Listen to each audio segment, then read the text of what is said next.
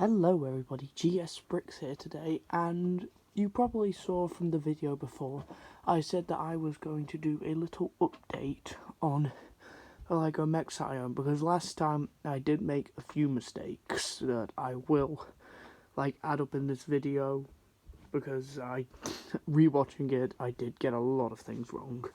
So, let's get into this. So, first of all, this was from the last video, because I'm going to actually recap these ones.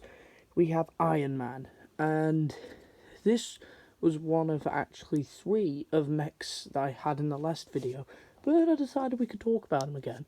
So let's, of course, start with the minifigure. Now, I actually would say that this minifigure has some great printing. It's all over, and it has leg printing. Marvel characters don't get much leg printing. It comes with these blaster things that you can that went wrong. You can flick, which, I mean, I feel like these only really work with Iron Man. They do it with Spider-Man, and I don't think that works. But yeah, even there's backlight printing here, and it doesn't really need on printing. It's already got enough detail, and when we take it off, we can see Tony Stark's face with a bunch of computers, and then there's like a chilled out face on the other side, which is seen in a lot of LEGO Avengers sets, which has actually been used since 2020. As for the mech itself, a lot of posability with it. As for me, I've just done the iconic pose that he does all the time, just putting his hand out, except there's a stud shooter there, which everyone loves. Like I said last time, there's not really much detail on the back, but you're not really going to be looking at the back. It's the front you're looking at, because you've got this here, which is not a sticker. Of course, I ranted about that in its very own little short. No, we also have this, block thing that you can use. I think, if you were a child and you had a brother and you bought 2 of these, maybe he could avoid the stud shooters or something. Yeah, so overall I actually think this is a pretty good mech to start it off. I'd give it a 7 out of 10. Now, of course, next up is Norman's on sabbatical. So that's my Norman Osborn impression. We have the Green Goblin. Now, first of all, my one question, why would he need a mech? Which is why. I also like this little thing here. It's a callback to, I think it was a Mech Strike mobile game, I think. Yeah, I think it's a nice little reference, even though I've literally never played that game. The actual detail itself, of course, as usual, you got the green, and then the purple, and you got these shooters here. I think they're meant to be pumpkins, but I'm not sure. They actually do look quite good. I added this little glider back here, because I think it works. And we also got this piece here, and I think this is an alright mech. Now let's take a little look at the minifigure. Now, I do see a lot. Now, it's very weird to get him in a set like this, because most sets he's been in are actually incredibly expensive. But we can see they did cheap us out in this. I'm onto your Lego.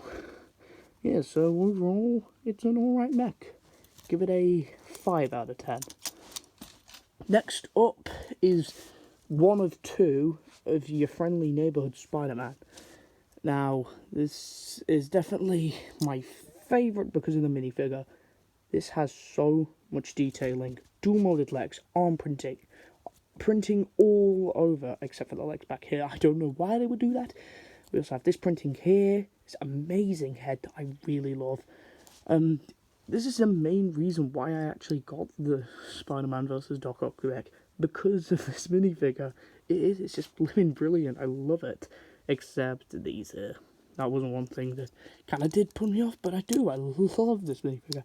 As for the mech itself, of course, it's all of Spidey's lovely accessories, like web shooting, web guards, and a web protector, I think, to lock up the evildoers everywhere.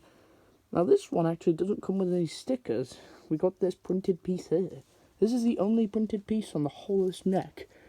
We also have this web back here, and some posability, of course. We can make Spidey do the splits, which is kind of funny actually. And yeah, I would give this mech a solid 9 out of 10, just because the minifigure is so great. Next up, don't face me, Bob. We have Wolverine. Now this, of course, was in the last mech video, and we're going to talk about him now. Now, there are a few things I want to talk about with him that I didn't talk about in the last video. The mech is beautiful. Now, we never would see Wolverine with a mech. No, he's got his own abilities. And yeah, you've got this massive X logo. These massive swords here that we can, of course, use to do the pose that he does. It kind of makes a lot of space. We've got this printed piece here. We got these epic legs. There's not really much to talk about because I already talked about him. I'll just pop that there. I already talked about him in the last video. Now, the minifigure, of course, is amazing. Could have done with some leg printing, but we all know with Marvel's situation with leg printing, they don't really like it.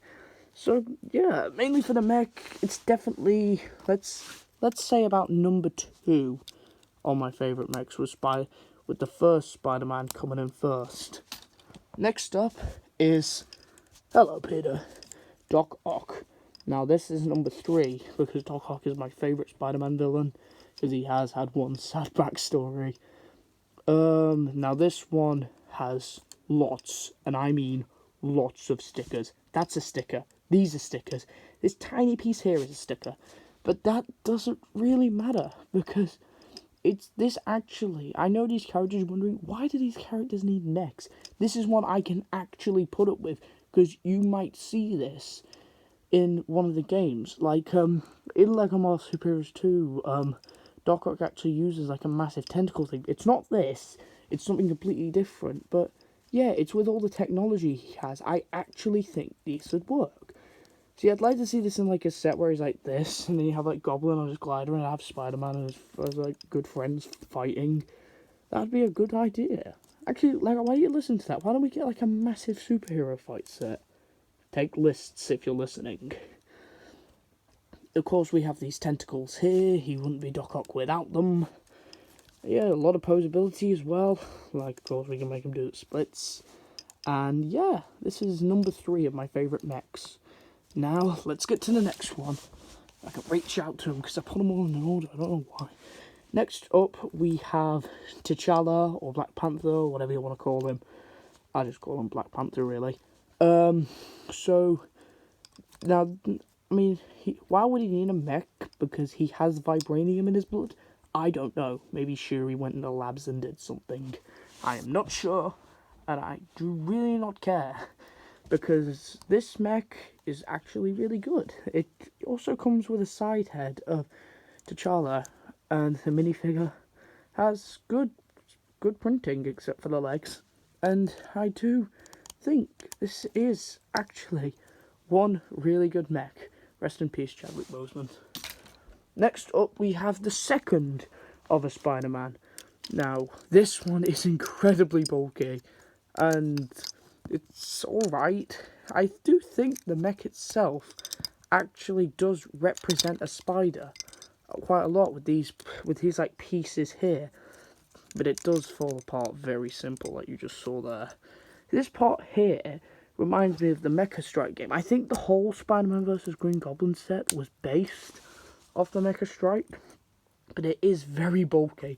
And if you have a lot of mechs, I'd recommend putting this one at the back because you would easily see it.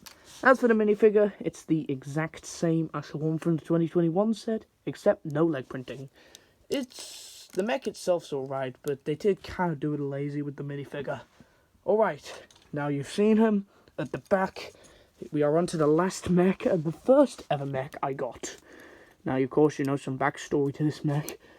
I am very sorry about what I said, and let's do a little recreation of what I said. Mechs were very small back then. I am completely wrong. I lost so many pieces to this mech.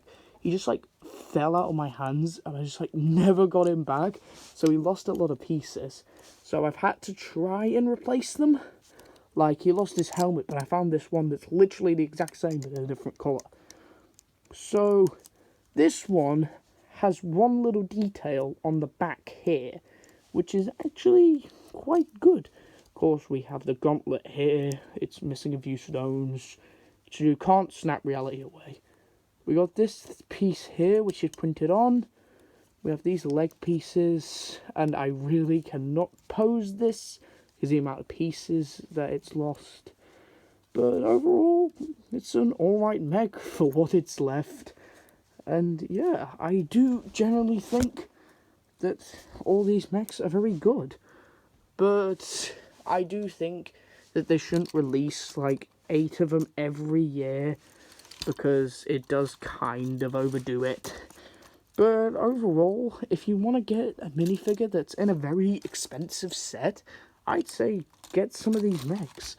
But, I mean, of course, mechs pile on, and they will be made more of in the future. So, yep, this is my current mech review video. Like and subscribe. We're at 52 subscribers, which I am very happy for. And thank you for watching. I will see you in the next video.